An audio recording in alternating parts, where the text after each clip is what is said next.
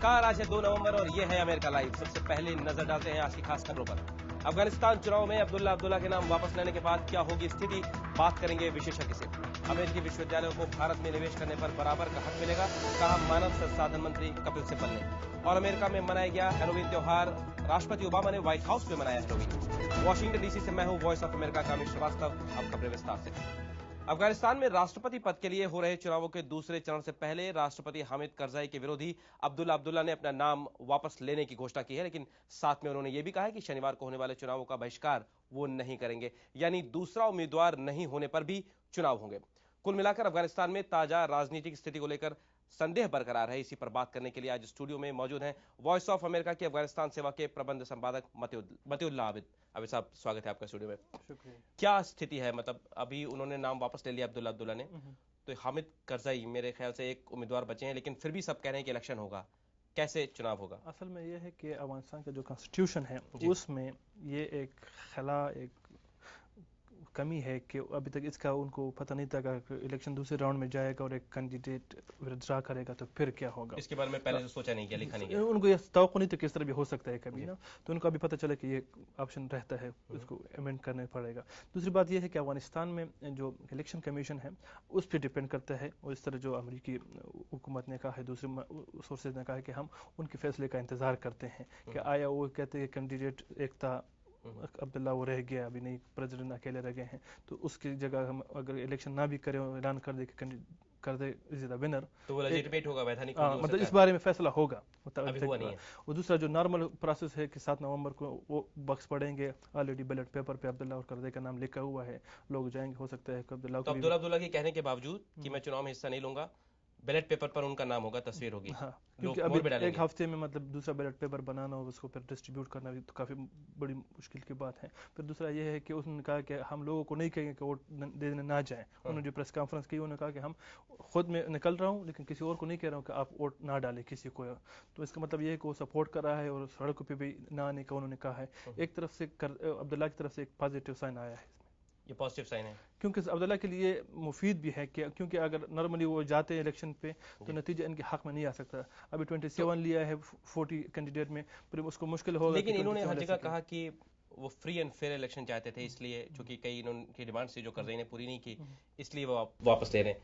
तो अभी इसलिए उन्होंने वापस लिया नाम, या जैसे आप कह रहे हैं कि उनके लिए सुटेबल ये होगा कि वापस चले जाएं, या कोई पावर शेयरिंग की बात भी है? पॉलिटिकली उन्होंने बहुत मतलब दानिशमंदी और विजडम का इस्तेमाल किया है। उनको मतलब ये तो रहेगा कि वो एक कैंडिडेट थे, उन्होंने बाइकआउट किया अपने कुछ कंडीशन की वजह से। अगर वो जाते और हारने के बाद कर दे जीत जाते ना, तो उसका मतलब एक डैमेज सा हो जाता लूज कैंडिडेट के हिसाब से। तो अब्दुल्ला ने खुद को एक तरफ से वो रखा कि मैंने इस बात पे रिजाइन किया है, मतलब अपना नाम ले लिया है कि मेरे कुछ जो कंडीशन थे उसको उन्होंने पूरा नहीं किया।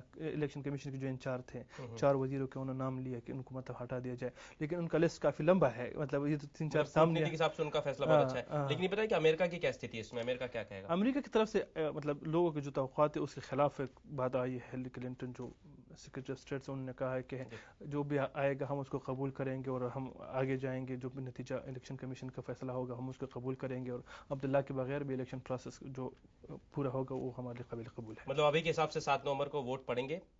ये 7 नवंबर ऑप्शंस है ना, 7 नवंबर का फैसला भी हो सकता है, उसके बगैर इलेक्शन कमीशन का फैसला हो सकता है कि कर दे अकेले हैं, फिर वोट डालने की बड़ी मुश्किलात है। तालिबान ने भी थ्रेट किया हुआ है, लोगों के लिए भी काफी मुश्किलात है, सर्दी भी है। उन्होंने कहा कि इलेक्शन के बगैर भी अगर काम नहीं कर सके तो हो सकता है कुछ कर ले। बहुत बहुत धन्यवाद आबिद साहब स्टूडियो में आने के लिए।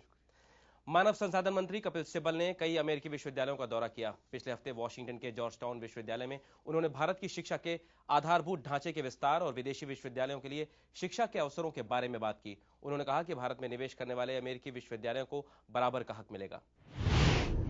मानव संसाधन मंत्री कपिल सिब्बल ने वॉशिंगटन स्थित जॉर्ज टाउन यूनिवर्सिटी में अपने एक भाषण के दौरान कहा कि भारत में अच्छी शिक्षा मुहैया कराने के लिए भारत को वैश्विक स्तर पर शिक्षा संस्थानों के साथ साझेदारी करनी है। So we need to expand the IITs. We're building 8 more IITs. We need to expand our management systems. Because if you have this kind of an expanding economy, you need हमें और management IITs और systems management to manage institutes that को economy बनाने की in जरूरत है, various क्योंकि sectors. हमारी So we बढ़ती have more अर्थव्यवस्था को संभालने के IIMs. लिए मैनेजर्स की जरूरत And we पड़ेगी. need, of course, to have more हमें और central IIMs की जरूरत universities. है We're setting और फिर up केंद्रीय 14 new विश्वविद्यालयों की central भी जरूरत है. universities. हम 14 And if we want विश्वविद्यालय foreign स्थापित करने education वाले हैं. providers हमें to come और into शहर the बनाने हैं, system, एयरपोर्ट्स we बनाने need हैं, बंदरगाह 14 बनाने हैं और innovation व्यापार बढ़ाना है. universities. और इन We सब के need लिए to जरूरत build new होगी cities. ज्ञान We की. need to build new airports. We need to build new shipyards, most modern shipyards. We need to expand our trade, and all that is based ultimately on the flow of knowledge. Kapil Sibal ने भारत की उच्च शिक्षा के बारे में America के शिक्षा मंत्री आर्ने डंकन के साथ साथ अमेरिका के कई विश्वविद्यालयों के अध्यक्षों के साथ बातचीत की. विदुषी सिन्हा, वॉइस ऑफ अमेरिका. शनिवार को अमेरिका में हैलोवीन का त्योहार मनाया गया.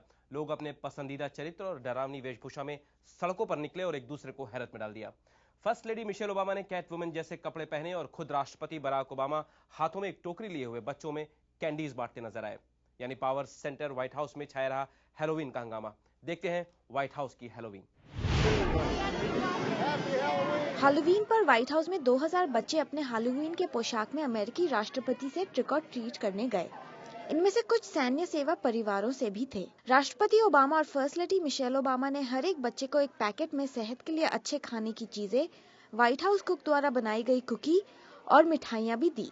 मिशेल ओबामा ने एक बिल्ली की पोशाक पहनी थी. इस त्योहार के लिए व्हाइट हाउस को नारंगी लाइट से प्रकाशित किया गया और एक बहुत बड़ी नकली मकड़ी को व्हाइट हाउस के प्रवेश के सामने लटकाया गया था. Sonali Sen, voice of America.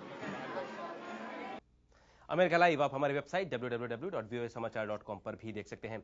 America live के बारे में अपनी राय हमें americalive@voanews.com पर भेजना ना भूलें. अमेरिका की बड़ी खबरों के साथ कल फिर मिलेंगे. नमस्कार.